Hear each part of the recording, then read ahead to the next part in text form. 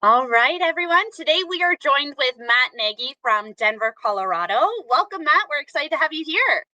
Thank you. So, Matt, my first question for you to dive right into things is tell me what inspired you to start your own business and to become a cost reduction consultant. Sure. My prior career was in the financial product world, and the company I was with got bought out by Goldman Sachs in late 19.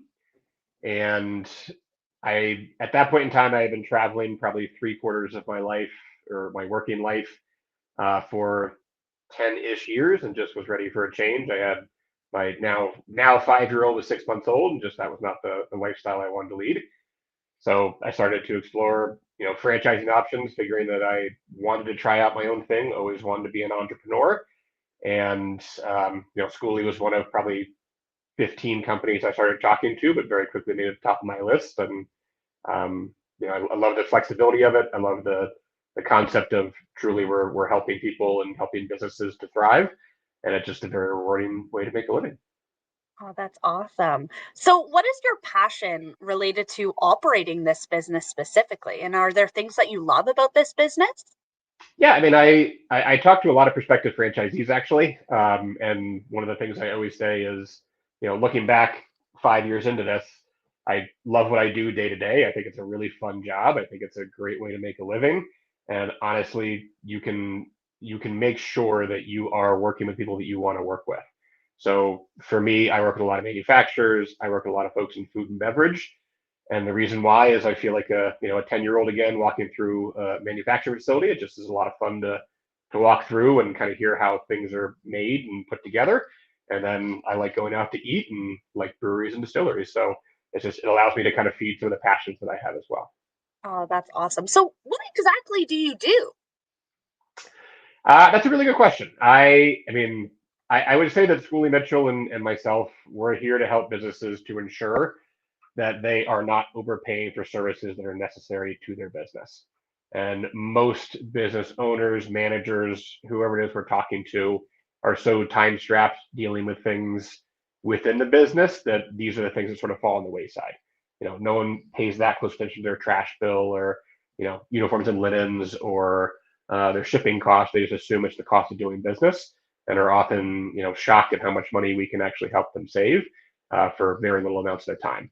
But what is it that I do day to day? I meet with a lot of people and hear their stories and see if there's a way that we can help them improve their business.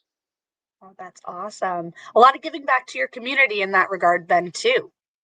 Yeah, that's one of the biggest benefits of doing this is number one, you do get to meet a lot of people, and you get to meet a lot of business owners, but a lot of other consultants that help with businesses.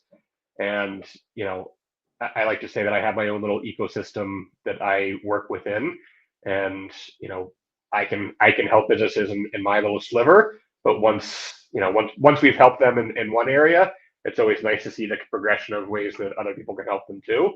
And I feel like a lot of my job is also to vet other, not necessarily vendors, but other consultants that are out there, to see who would be good fits for my clients as well. Love that. So, your previous skill set, your previous career, how are you integrating those skills into what you're doing now and delivering value to your clients? Yeah, like I said, I was in financial product sales for 15 years. So, sales is not new to me, but this is a much different type of sale than financial products. This is much more of a consultative sale. It's much more about getting to know a client, getting to know a business, really understanding the pain points and where they're coming from.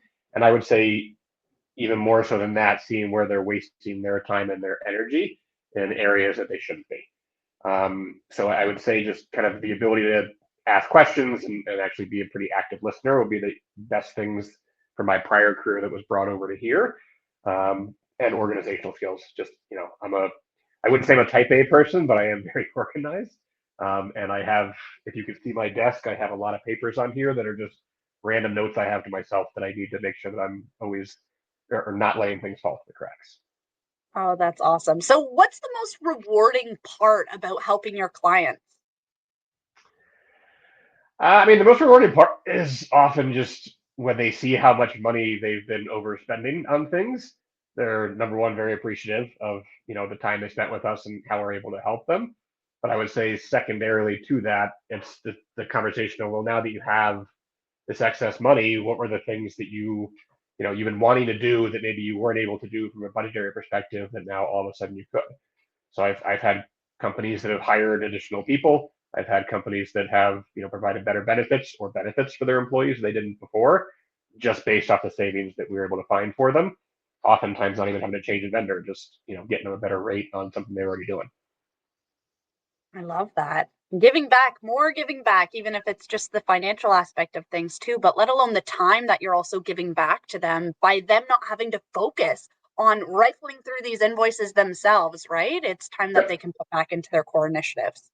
Yeah, I mean, I often say, the sexy part of what we do is we save businesses money. I get a lot more referrals from existing clients because of the time savings and the money. Even though the money is kind of the thing that is, again, the exciting part. It's a year into the relationship or 18, 24 months in the relationship where they realize they just haven't had to pay attention to this stuff, but they know someone is that's been like things pop in their head. They're like, oh, you should really talk to so and so because I know they're doing something similar and I know XYZ expenses a pain in the butt for them. Is that something you guys can look into? Very cool. So you work with a lot of different companies, from large clients to some of the smaller ones as well. When working with all of those different types of clients, what is your process for maybe prioritizing their needs to maximize the results? Yeah, I mean, that's a great question. I think the process that I have is it's very client driven, meaning while I might come into a scenario and just assume that this is a bigger pain point, or I think it's a big pain point, but maybe to the client it isn't, you have to be willing to, check yourself and really ask the questions of where is the pain? Oftentimes with like a manufacturer, I'm starting with shipping, or with a restaurant, I'm starting with, I would say, uniforms and linens. But if I'm talking to a client and they're telling me that they have a bigger pain point or they really don't like a certain vendor, then that obviously moves up the list. I would say one of the big changes I've made as I've gotten more clients is trying to make sure that we're never doing more than one or two cost categories at a time. While it's not a huge time commitment to get us everything we need, I often will say the only way this goes sour is if we become a pain in the butt. And we become a pain in the butt if we're just constantly asking you for a whole bunch of invoices. And it's a lot easier to just do one or two things at a time Yeah. and kind of stretch it out over a longer period of time so that we're never taking more than a half hour to hour of your time in any one fell swoop. And that change, I would say, was one of the biggest ones, and also getting referrals, just because the client experience has gotten a lot. I'm going to say happier, but I don't think that's the right word, but a lot smoother probably. Just Yeah. by trying to, again, not trying to do everything all at once, just making sure that you're prioritizing what really is important to them. Absolutely. And I feel like you only learn those things as you're in business, and you have to work through all the kinks in your business to figure out what's working, what's not working, and then adjusting your plan as you move forward. And of course Yeah, your client feedback is going to come from that as well on how they're feeling. So kudos to you for adjusting your plan and into making it a little bit more seamless for your clients as you continue on, I guess. yeah, and I mean, I don't know if I can swear on this, but like I feel like owning your own business is a lot of, you're throwing a lot of shit at the wall and seeing what sticks, and that was a lot of how I ended up, again, kind of focusing pretty heavily on the manufacturing and the food and beverage side. Was just, for whatever reason, I gravitated toward those spaces. The companies I work with gravitated towards what we did. It just became a very natural fit. But neither one of them was a focus when I first started this, 5+ years ago. They really become a lot more of a focus in the last 2 or 3 years. Very cool. So tell me a little bit of maybe a story about one of your clients where you were able to provide some great value to them. Yeah. Well, I mean, one of my larger clients to date is a parts manufacturer, and we came in to talk with them. It was a referral from a partner of mine. And I think that the initial conversations were just like, hey, they can probably help you save some money, but it was a very vague introduction. And initially, we were going to look into their merchant processing and their waste. And after the conversation initially, I was like, we probably should look into your shipping too, based off what you're telling me. You ship quite a bit. And they're like, well, no, we actually just renegotiated our rates with UPS within the last 6 months. Like, I think that's pretty good. And I was like, okay, that's fine, but I'm just to add it into fact finding, it'll take another 20 minutes maybe. And luckily they did, because we found in the savings in both merchant processing and waste, but it was nothing compared to the shipping savings. They were overpaying by 40% on a contract they had set up about 6 months before. The estimated savings were going to be about $60,000 a year. Last quarter alone, we just saved them $40,000 just on their shipping. And it was very much an add-on to other things they were going to have us look into. But it just goes to show that, again, vendors just unfortunately don't have business's best interest at heart. Especially if you're a small to mid-sized business, you're probably not getting the best pricing. And even if, again, it changed 6 months prior, 40% is 40%. Yeah, wow, that's incredible. And I'm sure that they were a little bit surprised when you came to them with that They, solution. they were not happy. They were actually they were very annoyed at UPS. And to say they were very unhappy, that's probably a bit of an understatement. But it was a re-rate, so they're still with UPS. Nothing really changed. But the initial conversation going over with that with them, just you could see in his face, just he was very, very annoyed, but also very thankful. Just like, well, I'm glad we know this now. But at the same time, it's like I can't believe I was overpaying by that much for, years upon years upon years. And it was just like it was such a conflicted feeling in his face, just like I'm very happy and very annoyed at the same time. Rightfully so. So tell me about another client that was not necessarily the one that you just told, but another client that Yeah. was surprised at what you were able to find. Yeah, I mean, I would say often I work with quite a few restaurants here in Colorado and restaurant groups, and this is more of a blanketed statement, I would say. But it is one of those things that, very often the vendors in that space that most businesses don't like dealing with is uniform and vendors people or uniform and limit people. Um, and I think it's just because they're so used to having to really review every single bill with a fine tooth comb. And most of them, especially if they have multiple locations, feel like once you've built up volume with, 2, 3, 4, 10, 20, 30 locations, you're starting to get better deals. Um, and 20% is a pretty normal number that I see in the from Inland space. And when you come back to a business and show them how much money they can save with a re-rate, and B, tell them that they're not really going to have to deal with the vendor anymore. Again, that's the bigger piece. They're always just like, oh, thank God, I don't have to deal with that. And that is one of the reasons why, again, I said earlier, like with restaurants, that's normally what I lead with. But if they tell me that they love their person, that's fine. It's not our job to tell them what to do. Our job is to make sure that what it is they want to do, they're not overpaying for it. Which is awesome. And I mean, granted, every business is busy out there, that's for sure. And I feel like restaurants are a little bit different in that they're consistently busy all the time and they need all these different supplies in order to make Yeah. their business run efficiently. So it's Yep. great that you're able to go in there and save them money. Is there any industry that you don't work in? Um, Because this applies to no, every yeah, industry I out mean, there. pretty much any business out there is more than likely there's something we can do to help. Now there definitely are ones that I would say are too small or the bills aren't big enough that we can't, have a seismic impact. But generally speaking, most businesses there's going to be at least something we can do to help them. Like I said, I mean, manufacturing and food and beverage have been my kind of go-tos, but I also do quite a bit with construction and trades just because those tend to be, fun clients to work with as well. I do like to work with nonprofits, and I'm in a few different, nonprofit groups as well. But I'm always looking for other opportunities and other, associations I can join to really bring a lot of value to, members of associations. Very cool. So I also feel like you bring up construction because that would also play into your 10-year-old self, seeing some of the equipment Yeah, that they're using. very You're much walking so. on job sites, you're seeing what you can do. I mean, Yeah. Yeah, I I mean, get why honestly, that it's the would same thing with be like fun. an HVAC or a plumbing company. Like, Yeah.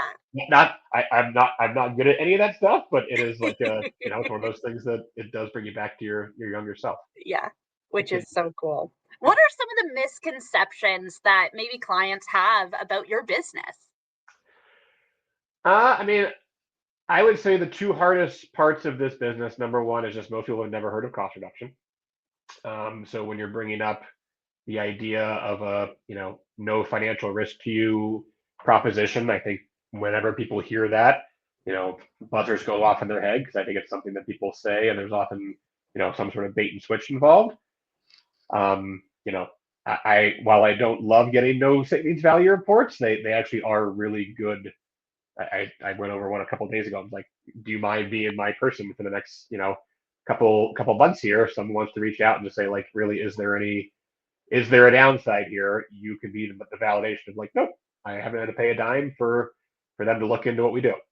And I would also say that the misconception is that just we need a lot of information and a lot of time for the business in order to do this. I often will say like it's roughly about 30 minutes per cost category.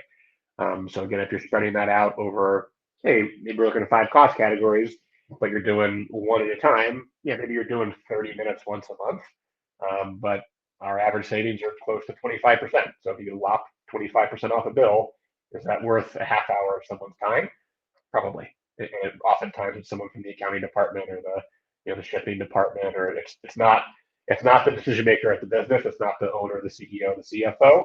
We can get passed off to other people that are more in the trenches with those areas, and we're there to make that person's life easier too, because the stuff that we're dealing with is the stuff they probably don't like to do on a day-to-day basis. Yeah. I mean, no one wants to sit on the phone with Verizon for 4 hours, right? Right, right. And not like no one likes Your to look team through does, bills of though. lading every single week for guaranteed service refunds, but like that's one of the Yep. things that we do. And when you tell a shipping manager that, they're just like, oh my God, that's awesome. Great. That literally is something that I know I need to be doing, but I'm not. And I'm not doing it because I have 10 other things I need to do that are more pressing.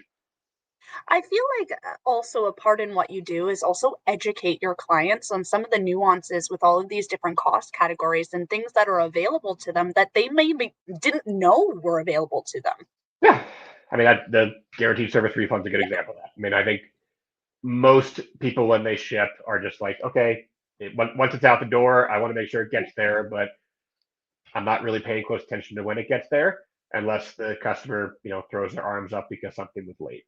But if you pay for next day delivery and it gets there in 2 days, you're entitled to a refund.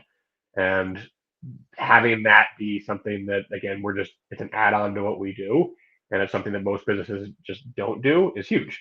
Yeah. Or looking through your telecom bills every single month to make sure that what you contracted for is what you're actually paying, and your Verizon bill is just not kind of going up at an upward trajectory, which it tends to happen.